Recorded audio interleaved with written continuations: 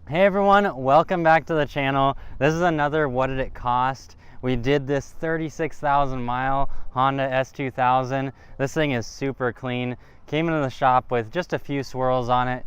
Did a couple test spots for the customer, and the stage one really did a little bit more than the gloss enhancement, but gloss enhancement results were pretty phenomenal. Got most of the swirls out of the paint, and then we coated this with our Ceramic Pro Silver package. That's the Ceramic Pro 9H and Ceramic Pro Light. So the full decon wash on this car, gloss enhancement polish, and the Ceramic Pro Silver package was about $800. So this car turned out really great. We've got a 5-year ceramic coating on it.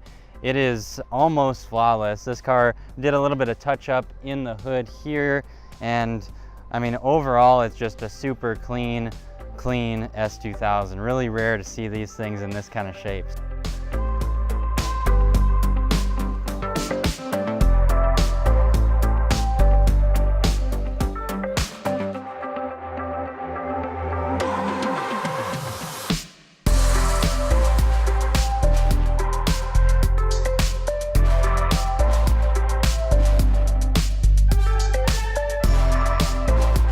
Really thrilled with how this turned out.